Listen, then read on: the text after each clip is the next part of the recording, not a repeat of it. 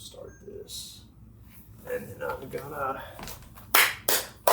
I've always, ever since I was a little child, when I first discovered it in the 80s, from the moment that my cousin put Number of the Beast from Iron Maiden on a record, on the record player, and he put it on side 2 so I could hear that little intro that they have before that song, and I had the headphones on and I was listening to it.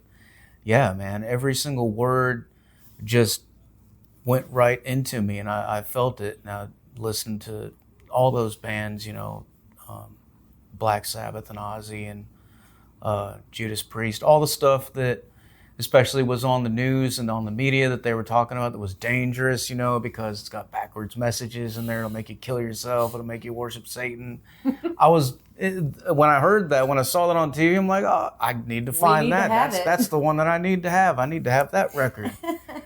Just so because, you want to listen to it. Like on one hand, you're a little bit spooked. Like you're wondering, maybe it's real. Is that in there? So you're listening for it, but then you realize, no, it's not there. But I don't know. It's just, yeah, like even the first time that I heard Deicide on the radio when I lived in Maryland, they played Sacrificial Suicide on the radio, and I fucking recorded it on tape cassette.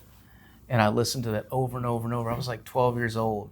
And I remember putting it on my mom's stereo system and blasting it while she was at work. And she came home. She was like, what the hell's going on? The windows are shaking. And I was just listening to that over and over and over. And that song's crazy. Like, if you read the lyrics to it, yeah, it could be pretty scary to somebody who doesn't understand that.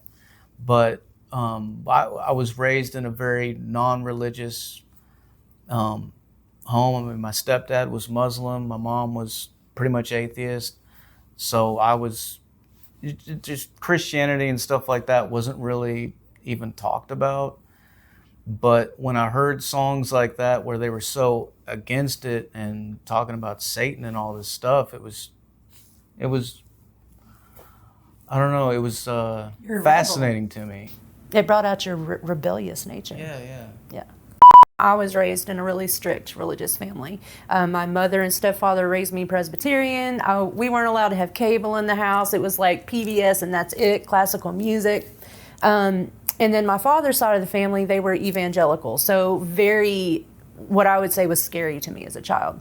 I read a lot of books.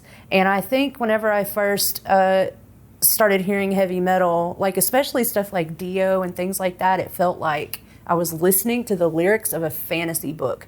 And that's what really got me. And then, of course, you had the glam metal and stuff, and that just felt rebellious in nature. But in the 90s, and I know we don't consider Marilyn Manson metal, but when I first started listening to Nine Inch Nails, Marilyn Manson, stuff like that, I was going through a really dark time in my life. I had a lot of really anger as a teenager in the 90s, being oppressed by the church. My parents didn't understand. The 90s were rough.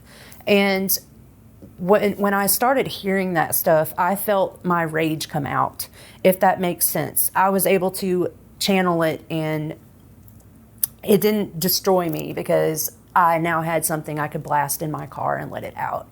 And then sometime after my dad died, I sort of got more into darker imagery, type things. It was probably a depression at that time. But it really formed, as I'm also an artist, but it formed my artistic vision and things like that. And I love anything to do with serial killers, anything to do with horror movies. I was raised on the shit.